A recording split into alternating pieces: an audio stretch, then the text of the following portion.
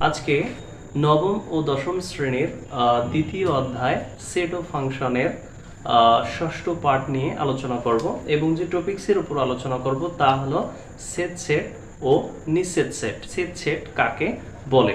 দুই বা ততোধিক সেটের সাধারণ উপাদান নিয়ে গঠিত সেটকে সেট সেট বলে। তাহলে শুরু করছি। মনে করি এ ও বি দুইটি সেট। এ ও বি সেটকে আমরা এ সেট বি দ্বারা প্রকাশ করি। এ সেট বি দ্বারা প্রকাশ করি এবং এটাকে পড়া হয় এ সেট বি বা A intersection B. A intersection B. তাহলে আমরা যদি এটাকে ক্যালকুলেশন করে বোঝাতে চাই, মনে করি এ একটি সেট। এ সেটের উপাদান হলো 1 2 3 5 এবং বি হলো একটা সেট, এর উপাদান হলো 2 3 5।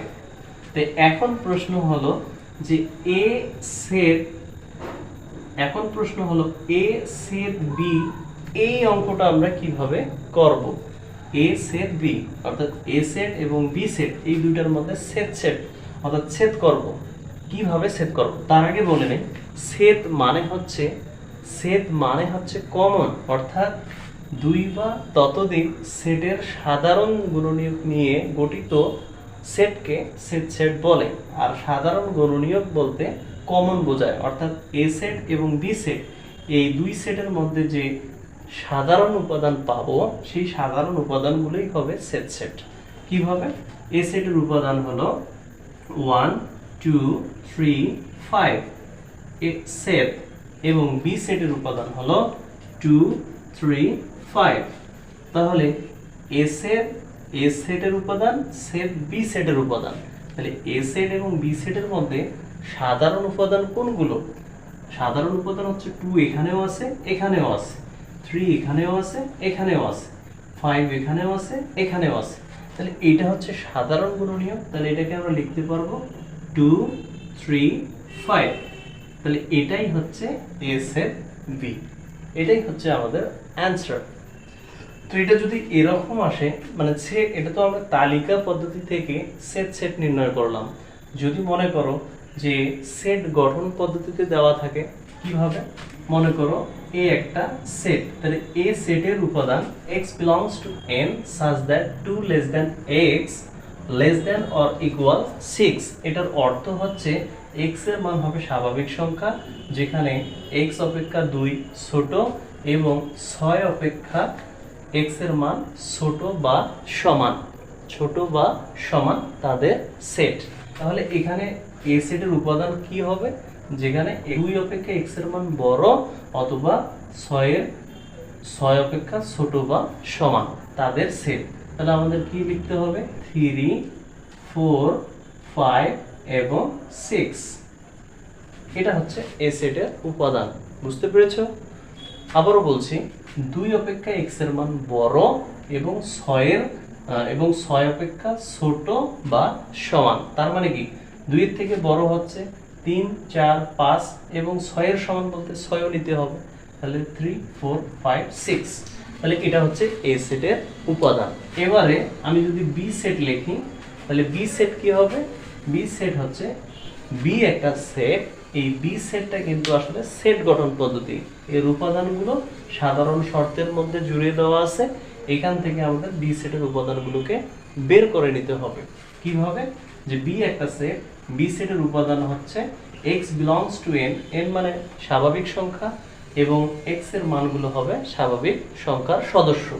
তাহলে x belongs to n such that x জোড় সংখ্যা, কিন্তু শর্ত হচ্ছে যে x এর মান যে স্বাভাবিক সংখ্যায় হবে এবং অবশ্যই যেন সেগুলো স্বাভাবিক জোড় সংখ্যা হয় এবং x less than or equal 8। এটার অর্থ হচ্ছে x এর মান হবে তোমার এখানে 8 অপেক্ষা ছোট বা সমান। কার সমান? 8 এর সমান। তাহলে এই উপাদানগুলো আমরা কিভাবে পাবো? 2 4 6 8। 8 কেন লিখলাম? কারণ এখানে বলাই আছে 8 অপেক্ষা x এর মান ছোট বা সমান, তার মানে 8ও নিতে হবে। তাহলে এইটা হচ্ছে আমার বি সেটের উপাদান, এটা হলো আমার বি সেটের উপাদান, আর এটা হলো আমার এ সেটের উপাদান। এখন বলা হলো যে এ সেট বি নির্ণয় করো, তাহলে তোমরা কি করবা? তাহলে এ সেট বি নির্ণয় করো, এটার অর্থ হচ্ছে এ সেটের উপাদান কি? এ সেটের উপাদান হচ্ছে 3 4 5 6। সেট বি সেটের উপাদান কি? বি সেটের উপাদান হচ্ছে 2 4 6 8। 2 4 6 8। তাহলে এটাকে যদি আমরা সেট করি, তাহলে সেট মানে সাধারণ উপাদান। তাহলে এই দুই সেটের মধ্যে সাধারণ উপাদান কোনগুলো? যেমন 4 এখানেও আছে, এখানেও আছে, 6 এখানেও আছে, এখানেও আছে, তার মানে 4 এবং 6 এই হবে এ সেট বি। এ সেট বি এর উপাদান। সেট কাকে বলে? দুই বা ততোধিক সেটের সাধারণ গুণনীয়ক নিয়ে গঠিত সেটকে সেট বলে। আশা করি তোমরা বুঝতে পেরেছো। তাহলে এবারে আমরা জানবো সেট কাকে বলে। দুইটি সেটের মধ্যে যদি সাধারণ উপাদান না থাকে তবে সেট দুইটিকে পরস্পর নিঃছেদ সেট বলে। কিভাবে? দেখো, আমি মুছাই দিচ্ছি। মনে করো পি একটি সেট, তো পি সেটের উপাদান মনে করো 2 4 6 এবং কিউ একটি সেট, কিউ সেটের উপাদান হচ্ছে 1 3 5। তো এখন প্রশ্ন হলো যে পি সেট কিউ নির্ণয় করো, তাহলে আমরা এটা কিভাবে নির্ণয় করব? তাহলে এটা আমরা নির্ণয় করব, পি সেটের উপাদান হচ্ছে 2 2 4 6। সেট বি সেটের কিউ সেটের উপাদান হচ্ছে 1 3 5। তাহলে এখন আমরা যদি পি সেটের সাথে কিউ সেট করি তাহলে কি উপাদান পাবো? দেখো এখানে দেখো, এটা পি সেটের উপাদান, এটা হচ্ছে কিউ সেটের উপাদান। এই সেট দুইটির মধ্যে কোনো সাধারণ উপাদান নেই। কোনো সাধারণ উপাদান নেই বলে এখানে কিন্তু আমাদের ফাঁকা সেট লিখতে হবে, কারণ আমরা জানি সকল সেটের উপসেট হচ্ছে ফাঁকা সেট। সকল সেটের উপসেট ফাঁকা সেট। আর যখনই আমরা দেখব যে সেটা যে দুই বা ততোধিক সেটের মধ্যে কোনো সাধারণ উপাদান নেই, তাহলে সেটা বুঝতে হবে যে সেটা নিঃছেদ সেট এবং সেটাকে ফাঁকা সেট দ্বারা প্রকাশ করা হয়। This is called empty set. তো প্রিয় শিক্ষার্থীবৃন্দ, আশা করি তোমরা সকলেই সেট এবং নিঃছেদ সেট সম্পর্কে বুঝতে পেরেছো। তো ভালো থাকবে, সুস্থ থাকবে, দেখা হবে আগামী ক্লাসে। আসসালামু আলাইকুম রহমতুল্লাহ।